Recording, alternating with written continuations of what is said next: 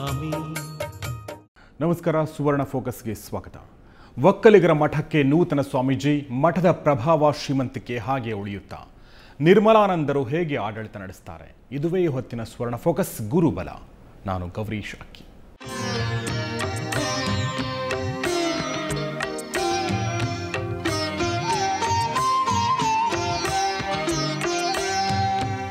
ಆದಿಚುಂಚನಗಿರಿ ಸ್ವಾಮಿ. ಬಾಲಗಂಗಾಧರ ಶ್ರೀಗಳ ಉತ್ತರಾಧಿಕಾರಿಯಾಗಿ ನಿರ್ಮಲಾನಂದನಾಥ ಸ್ವಾಮೀಜಿಗಳು ಅಧಿಕಾರ ವಹಿಸಿಕೊಂಡಿದ್ದಾರೆ. ಬಾಲಗಂಗಾಧರ ಶ್ರೀಗಳ ಇಚ್ಛೆಯಂತೆಯೇ ನಿರ್ಮಲಾನಂದ ಶ್ರೀಮಠದ ಹೊಣೆ ಹೊತ್ತಿದ್ದಾರೆ. ಹಾಗಾದರೆ ಬಾಲಗಂಗಾಧರನಾಥ ಸ್ವಾಮೀಜಿಗಳು ಹಾಕಿಕೊಟ್ಟ ಹಾದಿಯಲ್ಲಿಯೇ ಹೊಸ ಸ್ವಾಮೀಜಿಗಳು ಮುನ್ನಡೆಯುತ್ತಾರಾ? ಅವರ ಮುಂದೆ ಇರುವ ಸವಾಲುಗಳೇನು? ಈ ಬಗ್ಗೆ ಒಂದು ವರದಿ ಇಲ್ಲಿದೆ. ಶ್ರೀ ಶ್ರೀ ಬಾಲಗಂಗಾಧರನಾಥ ಸ್ವಾಮೀಜಿ ಆದಿಚುಂಚನಗಿರಿ ಮಠದ 71ನೆಯ ಪೀಠಾಧಿಕಾರಿಯಾಗಿ ಪ್ರವರ್ಧಮಾನಕ್ಕೆ ಕಟಿಬದ್ಧರಾಗಿ ಜಗದ್ಗುರುವಾಗಿ ಗದ್ದುಗೆ ಏರಿದ ಕ್ಷಣದಿಂದ ಕೊನೆ ಕ್ಷಣದವರೆಗೂ ತಮ್ಮ ಜೀವನವನ್ನೇ ಅಭಿವೃದ್ಧಿಗಾಗಿ ಮೀಸಲಿಟ್ಟ ಶ್ರೀಗಳು. ಮಹಾತ್ಮರ ಜೀವನ ವೃತ್ತಾಂತವೇ ಹಾಗೆ. ಗುಡಿಸಲಲ್ಲಿ ಹುಟ್ಟಿದರೂ ಅವರ ಸಾಧನೆಯ ಶಿಖರ ವರ್ಣನೆಗೆ ಮೀರಿದ್ದಾಗಿರುತ್ತೆ. ಬಾಲಗಂಗಾಧರನಾಥ ಶ್ರೀಗಳು ಹಾಗೆ ದೇಶದ ಕೆಲವೇ ಯುಗ ಪುರುಷರ ಸಾಲಿಗೆ ಸೇರುವ ಅಪರೂಪದ ಧಾರ್ಮಿಕ ಯೋಗಿ. ಧಾರ್ಮಿಕ ಕ್ಷೇತ್ರದಲ್ಲಷ್ಟೇ ಅಲ್ಲದೆ ಸಾಮಾಜಿಕ, ಶಿಕ್ಷಣ, ವೈದ್ಯಕೀಯ ಕ್ಷೇತ್ರಕ್ಕೆ ಶ್ರೀಗಳ ಕೊಡುಗೆ ಅಪಾರ. ಸಾಲು ಸಾಲು ಶಿಕ್ಷಣ ಸಂಸ್ಥೆಗಳು, 10 ಆಸ್ಪತ್ರೆಗಳನ್ನ ಕಟ್ಟಿ ಸಮಾಜಕ್ಕೆ ಅಭೂತಪೂರ್ವ ಕೊಡುಗೆಯನ್ನ ಕೊಟ್ಟಿದ್ದಾರೆ. ಒಂದು ಸಾಮಾನ್ಯ ರೈತಾಪಿ ಕುಟುಂಬದಲ್ಲಿ ಹುಟ್ಟಿದ ವ್ಯಕ್ತಿ ಈ ಮಟ್ಟಿಗೆ ಜನಮನ್ನಣೆ ಗಳಿಸಿದ್ದು ನಿಜಕ್ಕೂ ದೈವ ಪ್ರೇರಣೆಯೇ.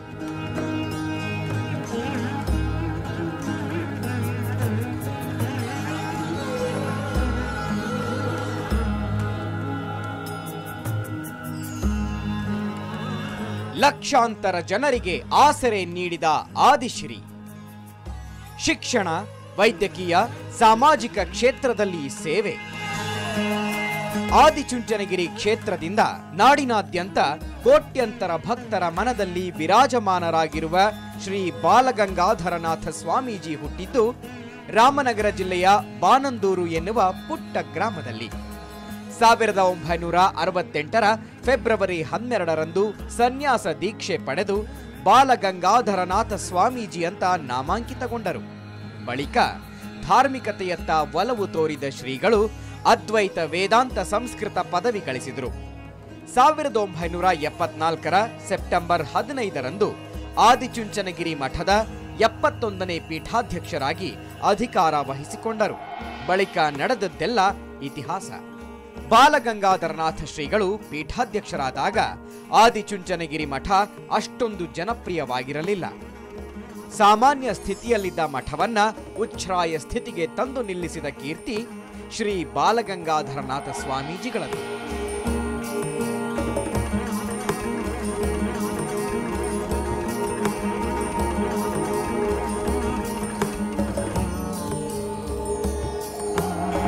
ಬಾಲಗಂಗಾಧರ ಸ್ವಾಮಿಗಳು ಸನ್ಯಾಸ ಸ್ವೀಕಾರ ಮಾಡಿದಂದಿನಿಂದ ಒಬ್ಬ ವ್ಯಕ್ತಿ ತಮ್ಮ ಜೀವಮಾನದಲ್ಲಿ ಬೇರೆ ಯಾರೂ ಸಾಧಿಸಲಾರದಷ್ಟು ದೊಡ್ಡ ಸಾಧನೆಯನ್ನು ಅವರು ಮಾಡಿದ್ದಾರೆ. ಎಷ್ಟು ಆಸ್ಪತ್ರೆಗಳು, ಎಷ್ಟು ವಿದ್ಯಾಸಂಸ್ಥೆಗಳು, ಅನೇಕ ಸಾಮಾಜಿಕ ಕಾರ್ಯಗಳಿಂದ ಆದಿಚುಂಚನಗಿರಿ ಮಠವು ಇಡೀ ರಾಷ್ಟ್ರದಲ್ಲಿ ಅತ್ಯುನ್ನತ ಸ್ಥಾನವನ್ನು ಪಡೆಯುವಂತೆ ಮಾಡಿದ್ದಾರೆ. ಶ್ರೀ ಬಾಲಗಂಗಾಧರನಾಥ ಸ್ವಾಮೀಜಿ ಹಾಕಿಕೊಟ್ಟ ಹಾದಿ.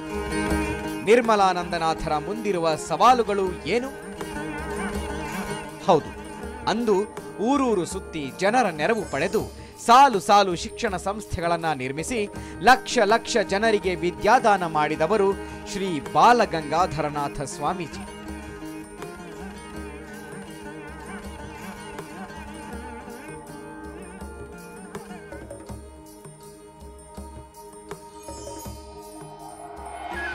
ಹತ್ತಾರು ಆಸ್ಪತ್ರೆಗಳನ್ನ ಕಟ್ಟಿ ಜನರ ಸೇವೆ ಮಾಡುತ್ತಿದ್ದಾರೆ. ಹಗಲಿರುಳು ಮಠದ ಅಭ್ಯುದಯಕ್ಕೆ ಶ್ರಮಿಸಿದ ಶ್ರೀಗಳು ಅದರಿಂದ ಸಮಾಜದ ಉನ್ನತಿಗೆ ಭಾರಿ ಕೊಡುಗೆ ಕೊಟ್ಟಿದ್ದಾರೆ. ನಾಡಿಗೆ ಸ್ಮರಣೀಯ ಕೊಡುಗೆ ಕೊಟ್ಟಿರುವ ಶ್ರೀಗಳು ಭಕ್ತ ವೃಂದದ ಮನದಲ್ಲಿ ಎಂದೆಂದಿಗೂ ಅಚ್ಚ ಹಸುರು. ಸದ್ಯ ಶ್ರೀಗಳು ಬಾರದ ಲೋಕಕ್ಕೆ ಹೋಗಿದ್ದಾರೆ. ಆದರೆ ಅವರ ಸ್ಥಾನದಲ್ಲಿ ಆದಿಚುಂಚನಗಿರಿ ಮಠದ 72ನೆಯ ಪೀಠಾಧಿಪತಿಗಳಾಗಿ ನಿರ್ಮಲಾನಂದನಾಥರು ಅಧಿಕಾರ ವಹಿಸಿಕೊಂಡಿದ್ದಾರೆ.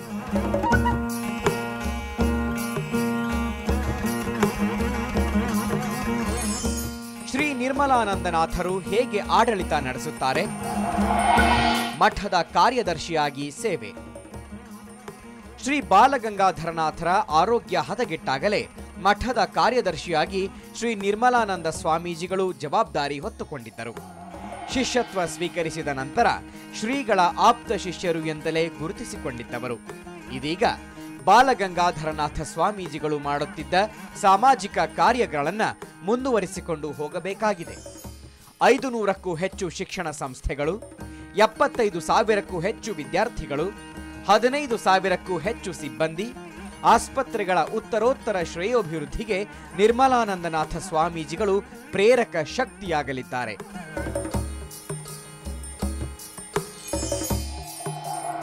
ಒಟ್ಟು ಸಮಾಜಕ್ಕೇನೆ ಅವರೊಟ್ಟು ಆಗಿರೋದ್ರಿಂದ ಪೂಜ್ಯರ ನಡೆ ಮತ್ತು ನುಡಿಯೇ ದೊಡ್ಡ ಪಾಠ ಜಗತ್ತಿಗೆ.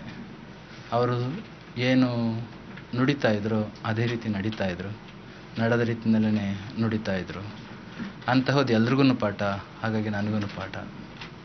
ಉದಾಹರಣೆಗೆ ತಮ್ಮೆಲ್ಲರಿಗೂ ಕೂಡ ಗೊತ್ತಿದೆ, ಪೂಜ್ಯ ಗುರುಜಿಯವರು ಜಾಗತಿಕ ಹಂತದಲ್ಲಿ ವಿಹರಿಸ್ತಾ ಇದ್ರು ಕೂಡ ಮಾನಸಿಕ ಸ್ತರದಲ್ಲಿ ಒಮ್ಮೊಮ್ಮೆ ಅವರ ಅಂತರಾತ್ಮ ಮಾತ್ರ ಯಾವಾಗಲೂ ಕೂಡ ನಮ್ಮ ಹಳ್ಳಿಯ ಜನಗಳ ಮೇಲೆ ಇದ್ದಂತಹದ್ದು. ಹಿರಿಯ ಶ್ರೀಗಳ ಹಾದಿಯಲ್ಲಿ ನಡೆಯುವೆ, ಬಡವರ ಅಭಿವೃದ್ಧಿಗೆ ಶ್ರಮಿಸುವೆ.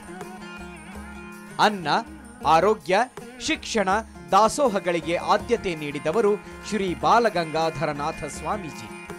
ಒಬ್ಬ ಯುಗ ಯೋಗಿಯಾಗಿ, ದಾರ್ಶನಿಕರಾಗಿ, ಸೇವಾಧುರೀಣರಾಗಿ, ಗುರುವಾಗಿ ನಿಷ್ಠೆಯಿಂದ ಯಾವುದೇ ಲಾಭಾಕಾಂಕ್ಷೆಯೂ ಇಲ್ಲದೆ ನಿರಂತರ ಜನಸೇವೆಯಲ್ಲಿ ತೊಡಗಿಕೊಂಡವರು. ಬಾಲಗಂಗಾಧರನಾಥರು ವೈಜ್ಞಾನಿಕ ಚಿಂತನೆಯುಳ್ಳವರು, ಜೊತೆಗೆ ಜನಸಾಮಾನ್ಯರು, ಬಡವರ ಬಗ್ಗೆ ಅಪಾರ ಕಾಳಜಿ ಉಳ್ಳವರಾಗಿದ್ದರು. ಇದೀಗ ತಾವೂ ಕೂಡ ಅವರಂತೆಯೇ ಜನಸೇವೆ ಮಾಡುವುದಾಗಿ ನೂತನ ಶ್ರೀಗಳು ನುಡಿದಿದ್ದಾರೆ. ಪೂಜ್ಯ ಗುರುಜಿಯವರು ಸದಾ ಹೇಳ್ತಾ ಇದ್ರು, ನಮ್ಮ ಭಾರತದ ಭವಿಷ್ಯ ಅಡಗಿರ್ತಕ್ಕಂತಹದ್ದು ನಮ್ಮ ಗ್ರಾಮಗಳಲ್ಲಿ, ನಮ್ಮ ಹಳ್ಳಿಗಳಲ್ಲಿ. ನಮ್ಮ ಹಳ್ಳಿಯ ಜನಗಳು ಉದ್ಧಾರ ಆದದ್ದೇ ಆದರೆ ದೇಶದ ಸಮಗ್ರ ಸಮಷ್ಟಿಯ ಅಭಿವೃದ್ಧಿ ಆಗಲಿಕ್ಕೆ ಸಾಧ್ಯ ಆಗುತ್ತೆ. ವ್ಯಷ್ಟಿಯ ಅಭಿವೃದ್ಧಿ ಆಗದಲ್ಲೇ ಸಮಷ್ಟಿ ಅಭಿವೃದ್ಧಿ ಸಾಧ್ಯ ಆಗೋದಿಲ್ಲ ಎಂಬ ದೃಢ ನಿಲುವನ್ನು ಪೂಜ್ಯ ಗುರುಜಿಯವರು ತಳೆದಿದ್ರು. ಅದಕ್ಕೋಸ್ಕರ ಏನೇ ಔನ್ನತ್ಯವಾಗಿ, ವೈಜ್ಞಾನಿಕವಾಗಿ, ತಾಂತ್ರಿಕ ದೃಷ್ಟಿಯಿಂದ, ಜಾಗತಿಕ ದೃಷ್ಟಿಯಿಂದ ಒಂದು 10% ಆ ಕಡೆಗೆ ಮನಸ್ಸು ಕೊಟ್ಟಾಗಿ ಕಾಣ್ತಾ ಇದ್ರೂ ಕೂಡ ಇನ್ನು ಉಳಿದ 90% ಪೂಜ್ಯರ ಗಮನ ಎಲ್ಲವೂ ಕೂಡ ನಮ್ಮ ಹಳ್ಳಿಗಳ ಮೇಲೆ, ಹಳ್ಳಿಯ ಬಡ ಜನಗಳ ಮೇಲೆ, ನಿರಕ್ಷರ ಪಕ್ಷಿಗಳ ಮೇಲೆ ಸದಾ ಇದ್ದದ್ದು ನಮಗೆ ಗೊತ್ತಿದೆ. ಬಹುಶಃ ಅದೊಂದು ನಮ್ಮ ಬದುಕಿನಲ್ಲಿ ಪಾಲಿಸ್ಕೊಳ್ಬೇಕಾಗಿರ್ತಕ್ಕಂಥ, ಅಳವಡಿಸ್ಕೊಳ್ಬೇಕಾಗಿರ್ತಕ್ಕಂಥ ಪಾಠ ನಮ್ಮ ಹಳ್ಳಿಯ ಜನಗಳನ್ನು ನೋಡ್ಕೊಳ್ತಕ್ಕಂಥದ್ದು. ಚಿಕ್ಕಬಳ್ಳಾಪುರದಲ್ಲಿ ಬಾಲಗಂಗಾಧರನಾಥರು ಶಾಖಾ ಮಠ ಸ್ಥಾಪನೆ ಮಾಡಿದರು. ಆಗ ಸನ್ಯಾಸ ದೀಕ್ಷೆ ಸ್ವೀಕರಿಸಿ 1 ವರ್ಷವಾಗಿದ್ದ ನಿರ್ಮಲಾನಂದನಾಥರನ್ನೇ ಮಠದ ಮುಖ್ಯಸ್ಥರನ್ನಾಗಿ ಮಾಡಿದರು. ಅಲ್ಪಾವಧಿಯಲ್ಲಿಯೇ ನಿರ್ಮಲಾನಂದನಾಥರು ಬಾಲಗಂಗಾಧರನಾಥ ಶ್ರೀಗಳ ಮನಗೆದ್ದರು. ಶಿಕ್ಷಣ ಸಂಸ್ಥೆಗಳನ್ನ ಕಟ್ಟಿ ಬೆಳೆಸುವುದರ ಜೊತೆಗೆ ಶಾಖಾ ಮಠವನ್ನ ಅಭಿವೃದ್ಧಿಪಡಿಸುವ ಜವಾಬ್ದಾರಿಯನ್ನ ಸಮರ್ಥವಾಗಿಯೇ ನಿಭಾಯಿಸಿ ಸೈ ಎನಿಸಿಕೊಂಡವರು ನಿರ್ಮಲಾನಂದನಾಥರು. ಅದೇ ಕಾರ್ಯವನ್ನ ಆದಿಚುಂಚನಗಿರಿಯ ಪೀಠಾಧಿಕಾರಿಯ ಜವಾಬ್ದಾರಿಯನ್ನ ಸಮರ್ಥವಾಗಿ ನಿಭಾಯಿಸಬೇಕಾಗಿದೆ. ಆದಿಚುಂಚನಗಿರಿ ಮಠದ ಪ್ರಭಾವ ಶ್ರೀಮಂತಿಕೆ ಮುಂದೆಯೂ ಹಾಗೇ ಇರುತ್ತಾ? ಬಾಲಗಂಗಾಧರನಾಥ ಶ್ರೀಗಳಂತೆಯೇ ಆದಿಚುಂಚನಗಿರಿ ಮಠದ ಶ್ರೇಯೋಭಿವೃದ್ಧಿಗೆ ನೂತನ ಶ್ರೀಗಳು ಶ್ರಮಿಸ್ತಾರ? ನಿರ್ಮಲಾನಂದ ಸ್ವಾಮೀಜಿಗಳ ಪೂರ್ವಾಶ್ರಮದ ವೃತ್ತಾಂತ ಹೇಗಿತ್ತು ತಿಳಿಯೋಣ ಚಿಕ್ಕದೊಂದು ಬ್ರೇಕ್ನ ನಂತರ.